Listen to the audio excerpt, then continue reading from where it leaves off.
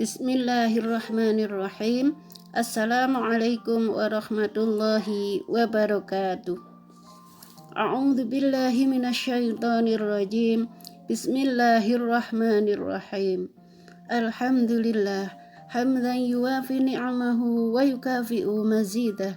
Ya Rabbana lakal hamdu kama yanbaghi li jalali wajhika wa 'azimi sultanik. Allahumma sholli ala Muhammad wa ala alihi wa sahbihi ajma'in. Bunda-bunda yang dirahmati Allah Subhanahu wa ta'ala, marilah kita bersama-sama memanjatkan puji syukur alhamdulillah kepada Allah Subhanahu wa ta'ala, karena kita masih diberi kesempatan semangat untuk belajar bersama-sama kajian ulumul Quran sebagai sarana untuk memahami, menghayati dan mengamalkan Al-Quran dengan sebaik-baiknya. Mudah-mudahan Allah Subhanahu wa ta'ala memberi kekuatan dan keistiqomahan kita dalam mempelajari Al-Quran. Amin, amin ya rabbal alamin. Bunda-bunda yang dirahmati Allah Subhanahu wa ta'ala, marilah kita mulai pembahasan tentang ulumul Quran bab 2. Sejarah ringkas isi Al-Quran dan fungsi Al-Quran. A. Sejarah ringkas Al-Quran. Pembahasan tentang sejarah Al-Quran itu perlu dibagi dua, yakni 1. Sejarah turunnya, 2. Sejarah penghimpunan dan penulisannya. 1. Sejarah turun Al-Quran. Al-Quran diturunkan secara berangsur-angsur berupa beberapa ayat dari sebuah surat atau berupa sebuah surat yang pendek secara lengkap. Dan penyampaian Al-Quran secara keseluruhan makan waktu lebih kurang 23 tahun, yakni 13 tahun waktu Nabi masih tinggal di Makkah sebelum hijrah dan 10 tahun waktu Nabi sudah hijrah ke Madinah. Wahyu ilahi yang diturunkan sebelum hijrah tersebut disebut ayat atau surat Makkiyah, berupa 19 juz dari Al-Quran. Surat dan ayat-ayatnya pendek-pendek dan gaya bahasanya singkat, padat, ijaz, karena sasaran yang pertama-tama dan utama pada periode Makkah ini adalah orang-orang Arab asli atau suku Quraisy dan suku-suku Arab lainnya yang sudah tentu mereka faham benar akan bahasa Arab.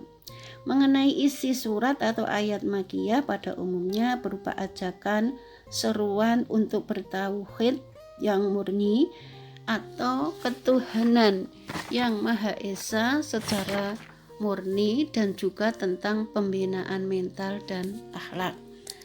Adapun wahyu ilahi yang diturunkan sesudah hijriyah disebut ayat atau surat Madaniyah dan merupakan 11 juz dari Al-Quran.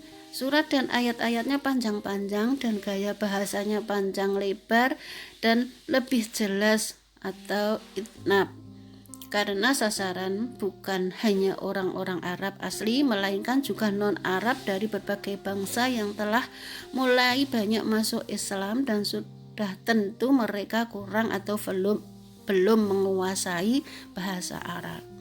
Mengenai isi surat-surat atau ayat-ayat Madaniyah pada umumnya berupa norma-norma hukum untuk membentuk dan pembinaan suatu masyarakat atau umat Islam di negara yang adil dan makmur yang diridhoi oleh Allah Subhanahu wa ta'ala, yaitu baldatun thayyibatun wa rabbul ghafur. Al-Quran mulai diturunkan kepada Nabi Muhammad pada malam Qadar tanggal 17 Ramadan pada waktu Nabi telah berusia 41 tahun bertepatan dengan 6 Agustus 610 Masehi. Perhatikan surat Al-Qadar ayat 1, surat Ad-Dukhan ayat 3, dan surat Al-Anfal ayat 41, surat Al-Baqarah ayat 185. Wahyu yang pertama-tama diterima oleh Nabi ialah ayat 1 sampai dengan 5 surat Al-A'laq. Pada waktu Nabi sedang berada di Gua Hira, sedangkan wahyu terakhir yang diterima Nabi adalah surat Al-Maidah ayat 3 pada waktu Nabi sedang berwukuf di Arafah melakukan ibadah haji wada pada tanggal 19 Zulhijjah tahun ke-10 Hijriah, yaitu 7 Maret 632 Masehi. Antara wahyu pertama dan wahyu terakhir yang diterima Nabi berselang lebih kurang 23 tahun. Hikmah diturunkan Al-Quran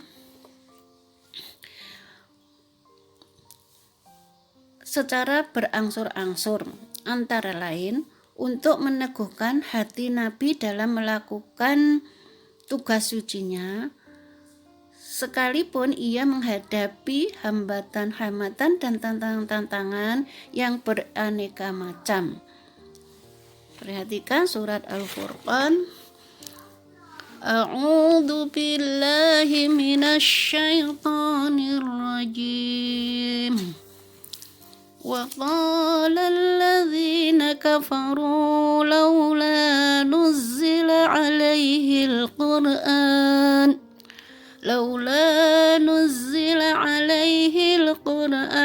jumlatan wahidah kadzalika linutsabbita bihi fu'ataka wa raddal Qur'ana tartila. Dan orang-orang kafir berkata, mengapa Al-Quran itu tidak diturunkan kepadanya sekaligus, agar kami memperteguh hatimu Muhammad dengannya, dan kami membacanya secara tartil, berangsur-angsur, perlahan dan benar. Wala ya'tunaka bimathalin illa ji'naka bil haqqi wa ahsana tafsira. Dan mereka orang-orang kafir itu tidak datang kepadamu membawa sesuatu yang aneh, melainkan kami datangkan kepadamu yang benar dan penjelasan yang paling baik. Demikian pula untuk menghibur Nabi pada saat-saat Nabi sedang menghadapi kesulitan atau kesedihan atau perlawanan dari orang-orang kafir. Perhatikan surat Al-Ahqaf 35 yang menyuruh Nabi supaya bersabar seperti sabarnya para rasul sebelumnya yang mempunyai keteguhan iman dan semangat. Di surat Yasin ayat 75 dan surat Yunus 65 yang melarang Nabi susah atau sedih karena omongan orang-orang kafir. Di surat Al-An'am ayat 34 yang mengingatkan bahwa Nabi para rasul sebelumnya juga menghadapi sikap umatnya yang berkepala batu dan memusuhinya, tetapi mereka tetap bersabar. Akhirnya datanglah pertolongan Allah. Kedua, untuk memudahkan bagi Nabi menghafal Al-Quran sebab beliaunya ummi atau tidak pandai baca tulis. Hikmah ketiga, untuk meneguhkan dan menghibur hati umat Islam yang hidup di zaman masa Nabi, sebab mereka pada permulaan sudah tentu mengalami pula pahit getirnya perjuangan menegakkan kebenaran Islam bersama-sama dengan Nabi. Perhatikan surat An-Nur ayat 55. Demikian pula untuk meringankan bagi umat Islam menghafal Al-Quran sebab mereka pada umumnya masih buta huruf. Hikmah keempat, untuk memberi kesempatan sebaik-baiknya kepada umat Islam untuk meninggalkan sikap mental dan tradisi-tradisi pra-Islam zaman jahiliyah yang negatif secara berangsur-angsur, karena mereka telah dapat menghayati dan mengamalkan ajaran-ajaran Al-Quran dan ajaran-ajaran dari Nabi secara step by step pula. Sekiranya ayat-ayat Al-Quran terutama yang mengenai hukum-hukum kewajiban dan larangan diberikan sekaligus, pasti akan mendapatkan tantangan atau perlawanan yang hebat dari masyarakat, yang akibatnya bisa mengganggu keberhasilan misi Nabi Muhammad SAW. 2. Sejarah penulisan Al-Quran atau penghimpunannya. Penulisan atau penghimpunan Al-Quran mengalami 3 periode, ialah A. Periode Nabi Muhammad, B. Periode Khalifah Abu. Penulisan atau penghimpunan Al-Quran mengalami 3 periode, ialah A. Periode Nabi Muhammad, B. Periode Khalifah Abu Bakar, dan C. Periode Khalifah Utsman. Yang A. Penulisan Al-Quran pada periode Nabi Muhammad. Nabi Muhammad menunjuk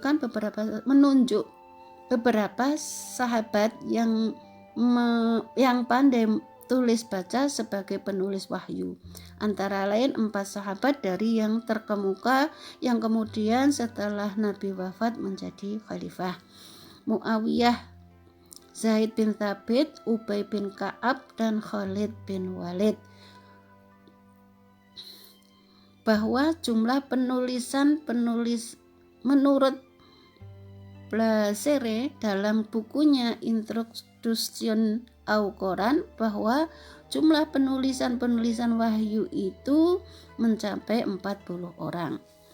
Para penulis wahyu itu diperintahkan oleh Nabi untuk menuliskan setiap wahyu yang diterima dan meletakkan urutan-urutannya sesuai dengan petunjuk Nabi berdasarkan petunjuk Allah lewat malaikat Jibril.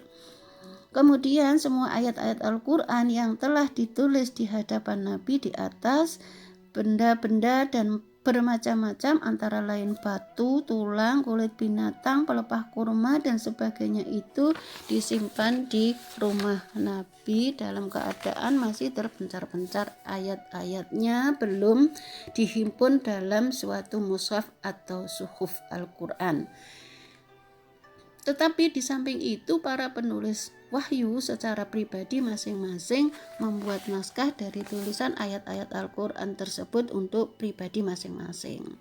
Suhuf Al-Quran yang disimpan di rumah Nabi dan diperkuat dengan naskah-naskah Al-Quran yang dibuat oleh para penulis wahyu untuk pribadi masing-masing, serta ditunjang oleh hafalan-hafalan para sahabat yang hafidh Al-Quran yang tidak sedikit jumlahnya.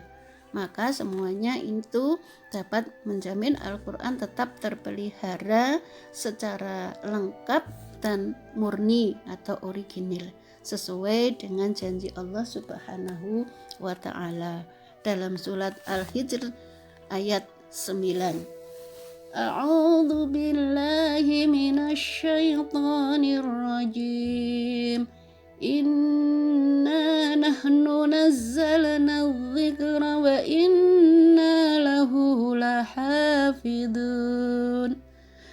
Sesungguhnya kamilah yang menurunkan Al-Quran dan pasti kami pula yang memeliharanya.